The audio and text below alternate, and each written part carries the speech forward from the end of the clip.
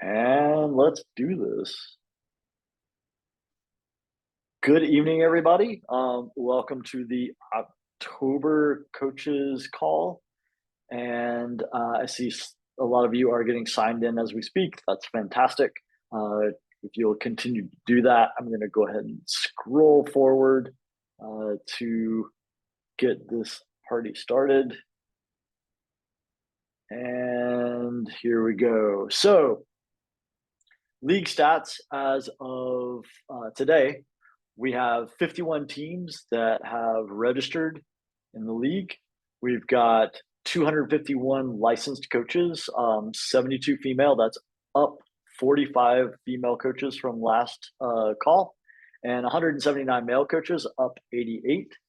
And we have 352 riders, which is up 352 because the last call was before rider registration. So I'm going to count that as a win. We had 0 and now we got 352. So that's pretty good. We've got 261 high school and 91 middle school, which is interesting because typically we have more middle school than high school. So a lot of our high schoolers really jumping on things right off the bat.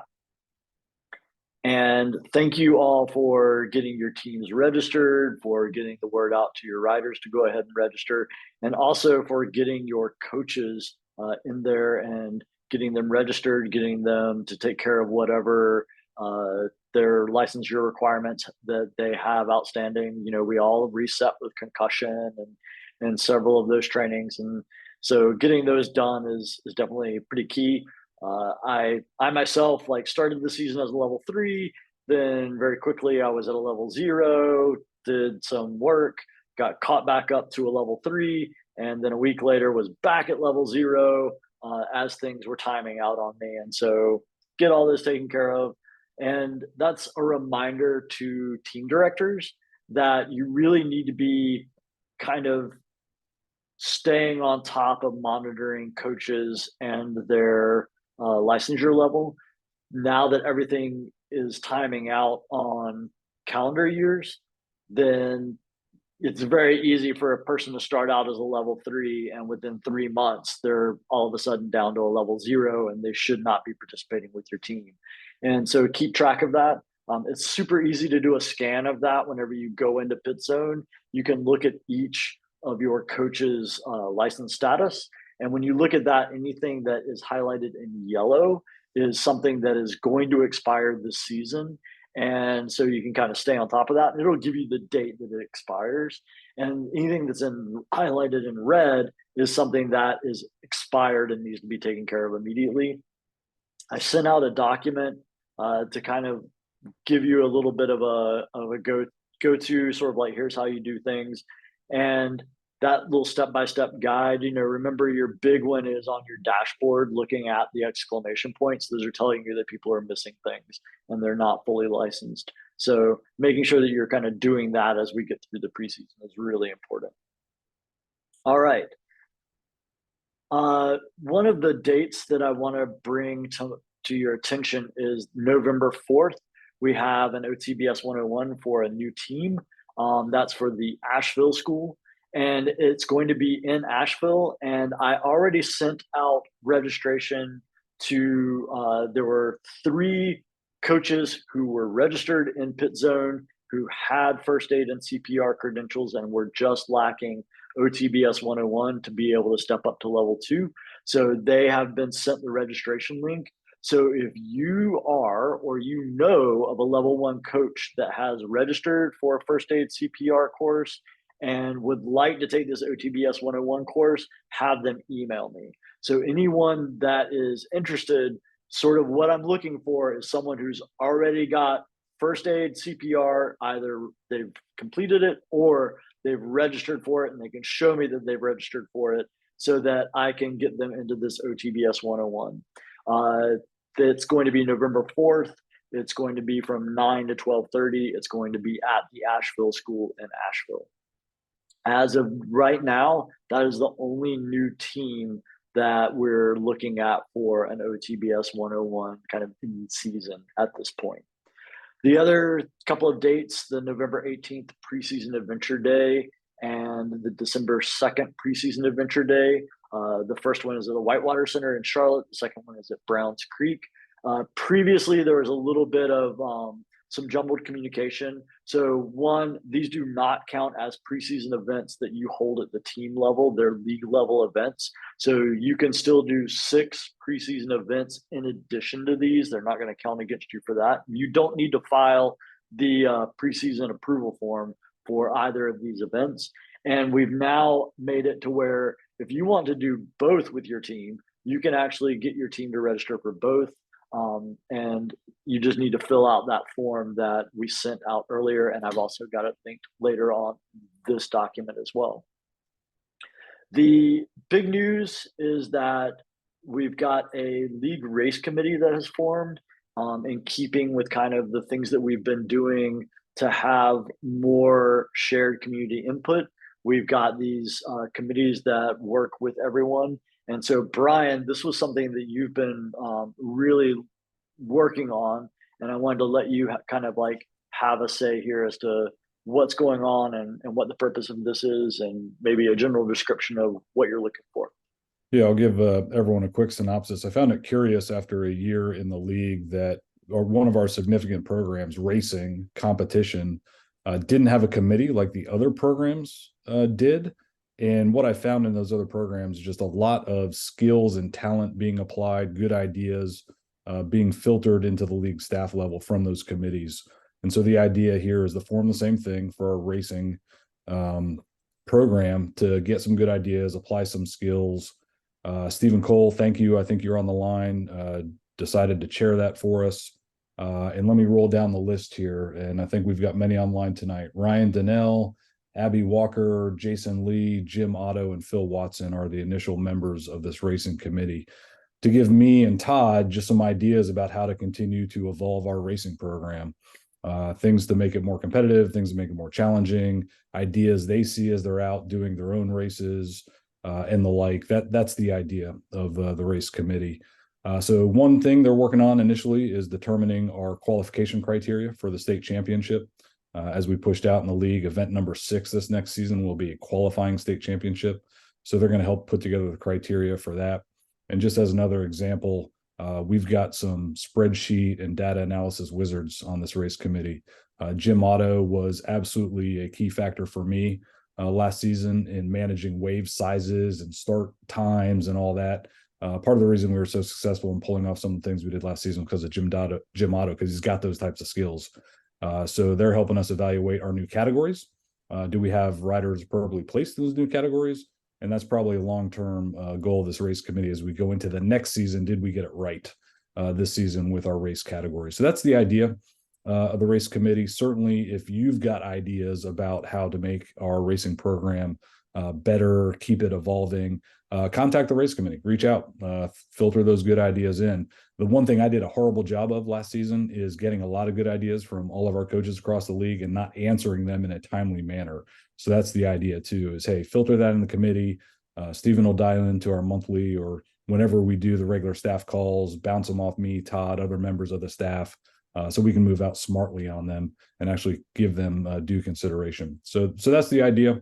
We'll give it a shot this year. Looking forward to seeing what the committee comes up with. And again, just making our racing program as good as it can be. Awesome. Does anybody have any questions or comments about that?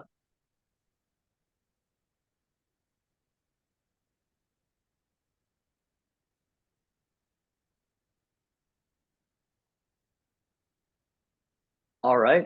A couple of kind of reminders, spotlights for head coaches, team directors, and coaches in general. Some reminders. Annual team proposal forms are something that every team has to do every year. Thank you to all of you that have already put those in. I know Brian is every day kind of going through the ones that are coming in. And one of the things that I've seen in those communications has been when a team puts in preseason activity approval forms, one of the questions that he'll come back with is like, hey, haven't seen your annual team proposal form. So make sure that you are getting both of those in order to move forward with your preseason. And I've got the links there. I know also that Brian will probably be following up. And So that's something that is important for everyone. So your head coach or team director, they should be taking care of that if they haven't already done so. A little reminder from the last call, the new student athlete category placement. We have all those documents are linked on our website, so you can take a look at the preliminary category placement of your student athletes. And please bear in mind that we are very open to shifting things around. This literally is looked at for us as a working kind of draft on this as we shift things around and change things. So when you're communicating, don't think that you're getting ready to fight a pitched battle to change something. Like, we're very open to what's going on, and we want to get all of our student athletes appropriately placed in their new category system. So make sure that you kind of understand that whenever you do reach out. And then also, if you haven't heard, the adventure committee, which includes my wife, and I want to give her a shout out because she and the others on the adventure committee put together a really awesome thing called the Adventure Passport that is going to be for this 2024 season. And if you haven't seen that, I put a link there to it. There's a lot of people that saw this at the league summit, and they got really excited about adventure because I think for the first time, you're able to see kind of the vision that the league has for what adventure is all about. And I think that that's remarkably different from, I think, what had happened prior, which was it looked like it was just a bunch of games that you played whenever you were at practice. It's a very different beast that has been worked on all summer by the adventure committee, and they've really put together, I think, a really robust program that you're going to be able to have a lot of fun with your student athletes with.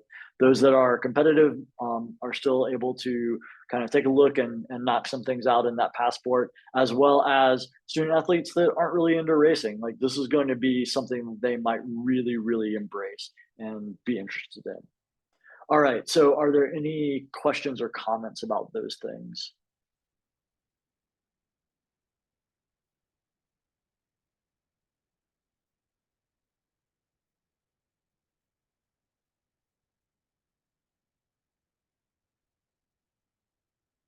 All right, there's a question in the chat, and it's about if you're a level 3 coach and you do the level 1 and the level 2 coach trainings, you get CEU credits for those. And it was, how can I transfer CEUs from those? They should automatically be applied as CEUs. That should be an automatic process. But if you ever have any questions, I'm going to put the NICA help desk for coaches. I'm going to put the link to that in these notes so that you can see that. But if you ever have where it's like, I completed this training and it's still not showing up as credit, like, that's something that the NICA help desk will really take care of. And they can kind of jump on whatever it is that you are needing help with. It can take up to 2 days, but it's a good resource for you to have. There's a lot of things that I'm able to do, like if it's a simple pit zone question about like moving student athletes, things like that. Please don't burden the coaches help desk with those sorts of questions. But if it is about, like, I took this course and it's not showing up, like, that's something that they can address. That's nothing that I have the ability to change in pit zone.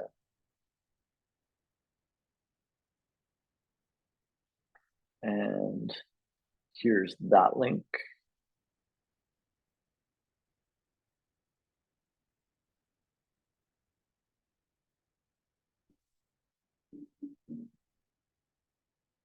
All right. What about CEUs from the summit? So those were all put in by me. So I submitted that file, and they were submitted to NICA, and you should have those.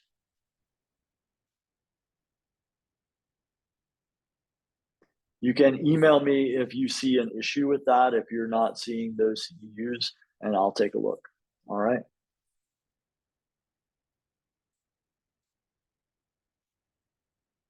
All right, just a reminder that we do have the 2 preseason adventure events. One is on the 18th of November and one is on the 2nd of December.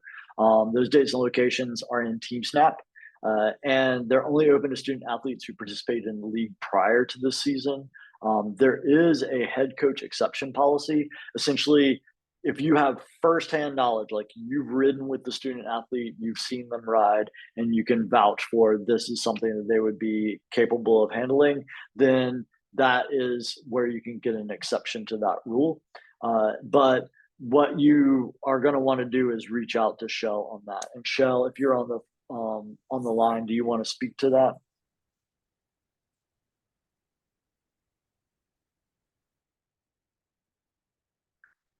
I guess Shell might not be with us. I'm here now. All right. Sorry. Okay. Sorry. I missed, was the question in the chat, the trails being open to the public? Is that what I'm speaking to?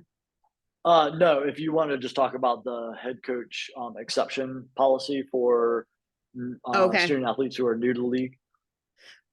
So there is a form linked in the document for signing up for either event. And head coaches can submit that form to request a league director exception for first year student athletes to attend.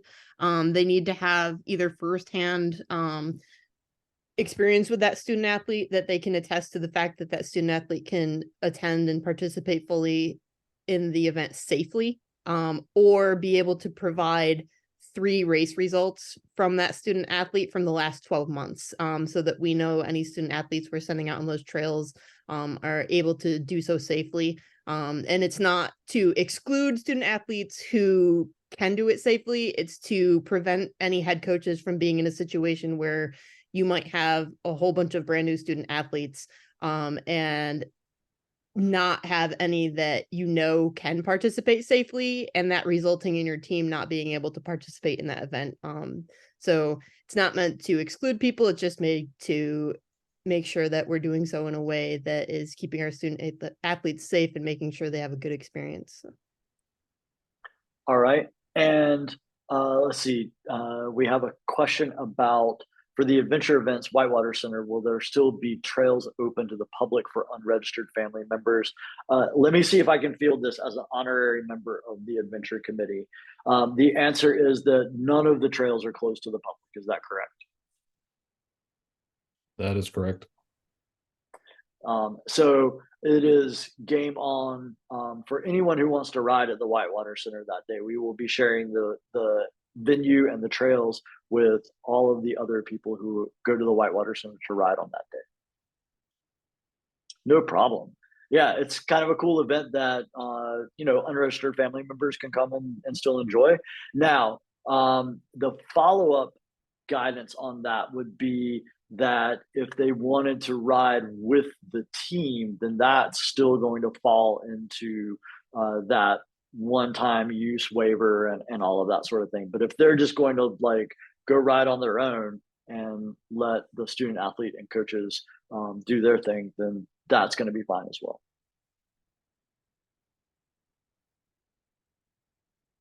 All right. Any other questions or comments about the adventure rides?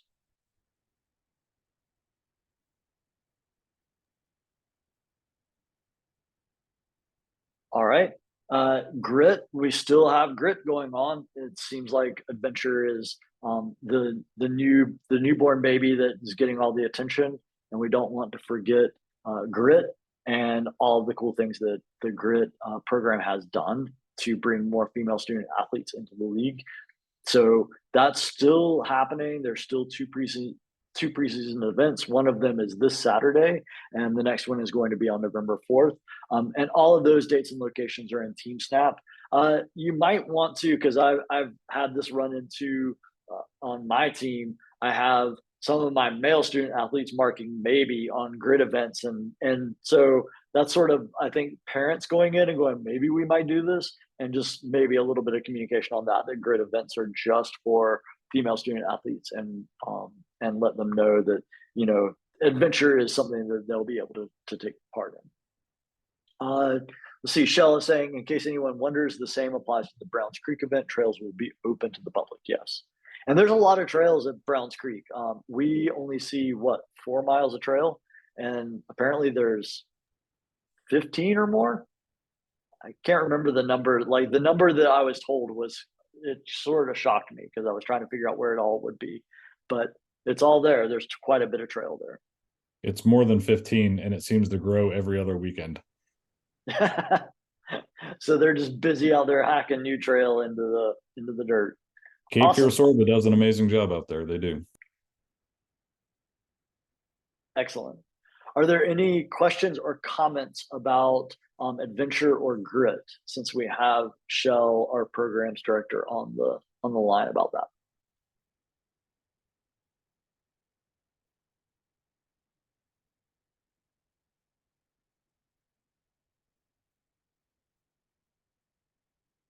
All right. Well, what at this point, those are sort of the pieces of information that I had highlighted to share. Brian, was there anything that you wanted to bring up that we haven't discussed so far? Just wanted to reinforce the team proposals and preseason activity forms. Thanks to those that have gotten those in. Those are very, very helpful. The league continues to evolve. So we have teams expanding, we have teams contracting, changes in leadership, updating your find a team icon on the league website. All that information comes in the team proposals. And I think most that have submitted have found those that does become a dialogue. Hey, what's going on? How can we help? Particularly with the programs, coaches, things like that. I do appreciate that. And we have a few more that need to get them in here as we enter the preseason. So thanks again for getting those forms in. I appreciate it. Excellent. Is there anything that we haven't discussed that someone would like to bring up as a topic or a question? And I can see chat as well as if you want to unmute yourself. Diane Bush with the hand raised.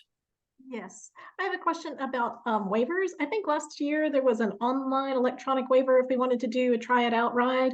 Can you point me to that? I believe all of that is in the coaches resources section of the league website. I was looking there and I did not see it. You didn't see it. Okay. All right. Well, since I'm pointing you in that direction, let me take a look.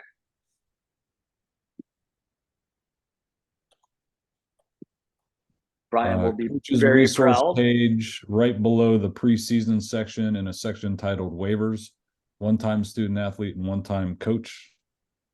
Electronic links to each. Okay, got it. Thank you. All right, coach resources.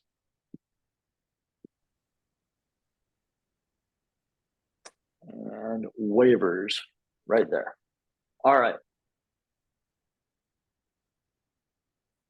And one of the things that you need to tell people whenever they use an electronic waiver is that they need to take a screenshot of the completed waiver and show that to you. Brian, have you figured out where they go? Because I've never really received any sort of like secret knowledge as to where the completed waiver goes. They go to NICA. And so we can ask to get them, but that is long and complicated. So your advice is spot on. Ask them to show you a screenshot of their completed form so you know they did it. All right.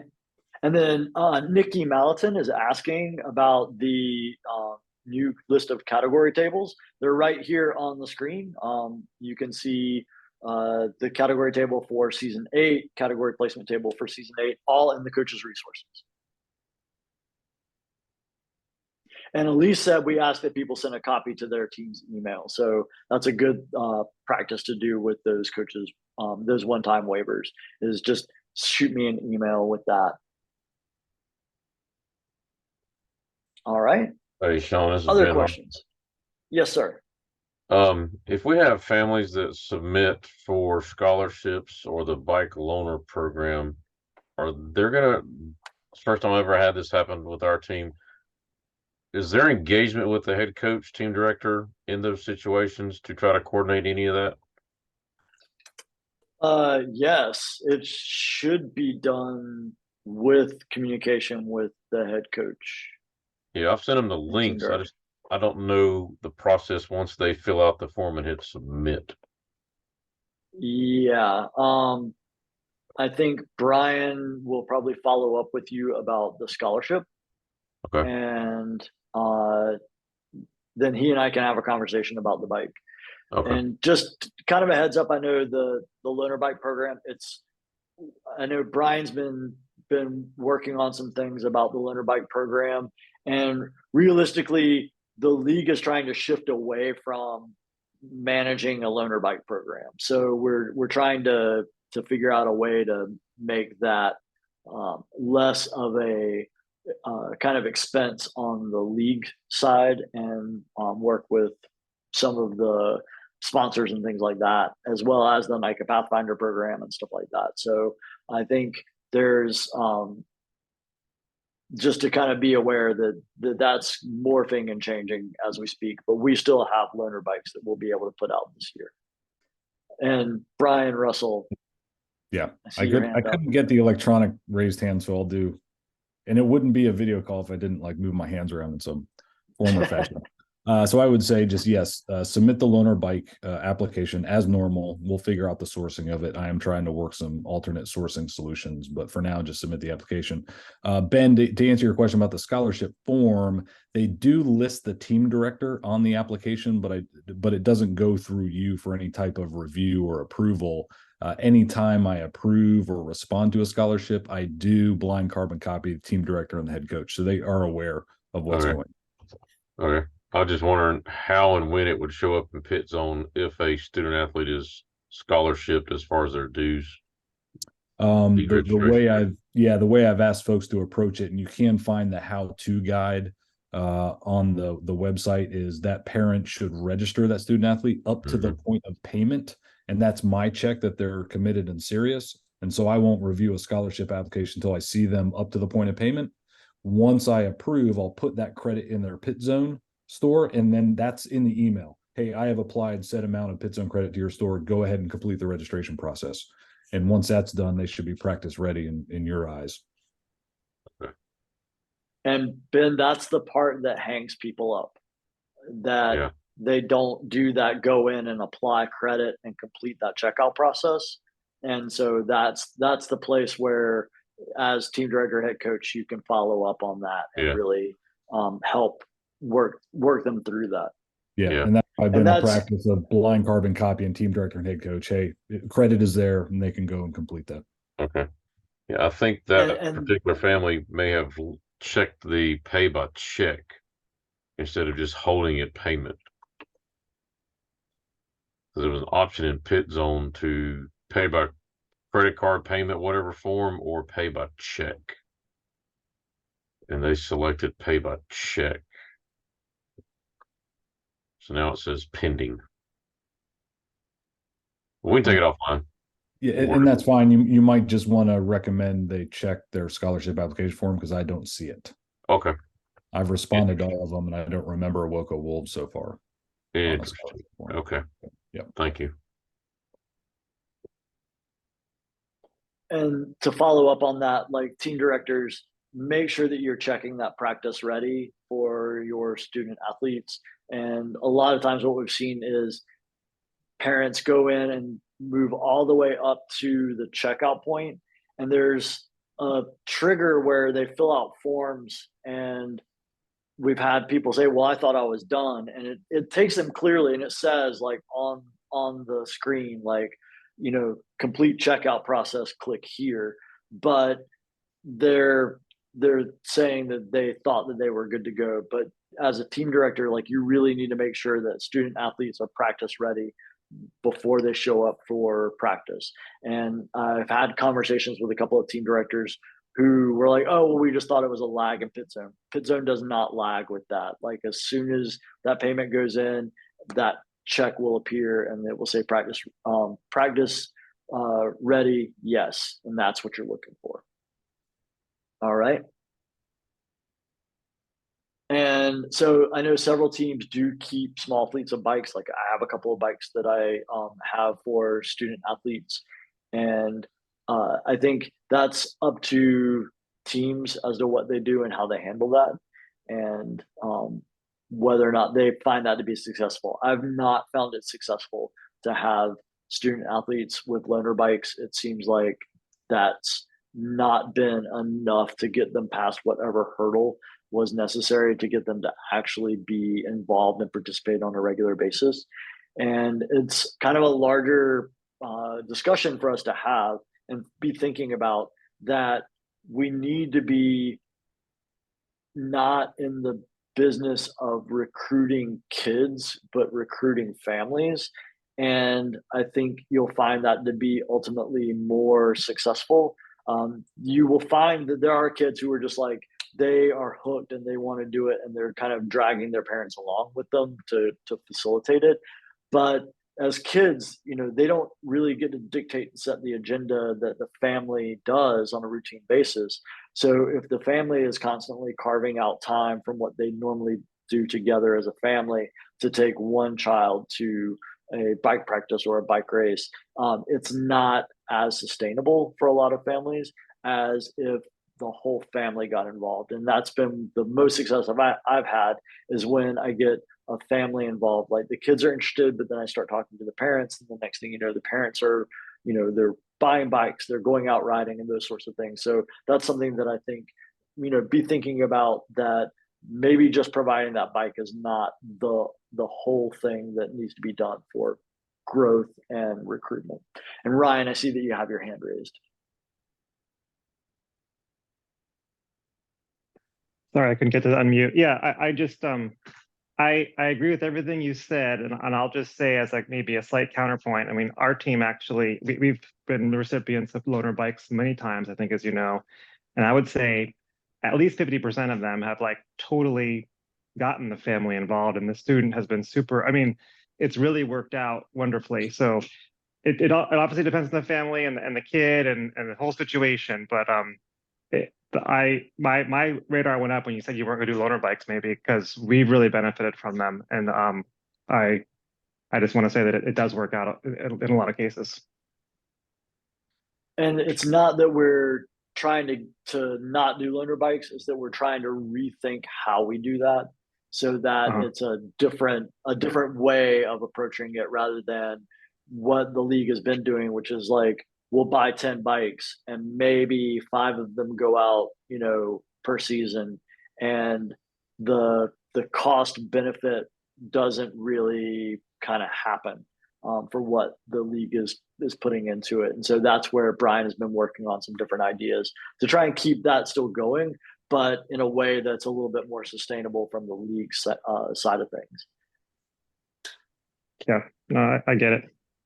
And I just say I appreciate what you've done, and if I can help or provide any ideas, let me know, because like I said, it's really benefited us, and I've been really happy with it. And I think the key point there is that, like, the bike wasn't the hurdle; it was the family. It's like the bike kind of gets the ball rolling, but getting the family exactly involved is where it's it opening really the door, gets right? going. Yep. Totally. Yeah. And that was kind of more my point, was that it really is about getting a family involved. Yeah, and just for clarity, in case that helps, but obviously me coming in sometimes isn't helpful, but we're not getting rid of our loaner bike program. I'm trying to make it better, easier access, better interaction for the families that need a loaner bike. That's what I'm working towards. We're just not quite ready to do the big reveal on that new process.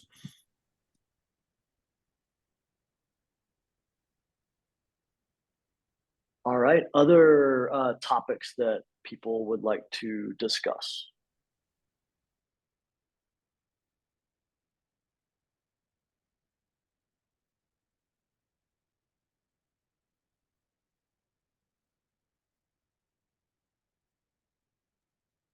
I just want to remind you that you're doing a great job, Sean. Thank you, Shell, for my daily affirmation. I appreciate that. Excellent. Thank you. And you all are much more talkative than my online students that I have every day, who are just staring at me blankly through the Ethernet. All right. With that being said, like, I think we've kind of talked things through. Will there be more dad jokes? Diane, like, that's not, we don't just throw those around. Those are not free. They take a lot of time, like, an effort. There's a whole Chat GPT thing that Brian has to do. So, definitely, like, you can't put us on the spot about that. But there will be more dad jokes. always. We reserve those for the podcast, to increase our Yes. listeners from 10 to at least 11 maybe Yes. next month. Yes. 11. And, We're shooting for 12. yours truly was on the Grit podcast, and I brought a dad joke. So if you haven't listened to Grit podcast yet, there you go, Diane. You can get your dad joke there. It's a Taylor All right. Swift dad joke. Well, before this devolves anymore, if no one else has anything and we're not going to say any dad jokes, then I thank you all for giving us this time. And this will go up on our YouTube channel. I don't think I did anything to bully anybody. I think I've been very nice, and I don't think this will warrant a takedown from YouTube, but fingers crossed. So definitely share this with your team, anyone who wants to know things that are going on. And this document is available to anyone that has a coach license. They got this email and it's linked there. So you can send them this document. Anybody can see it. All right. Good night, everyone. Really appreciate it. Night, everyone.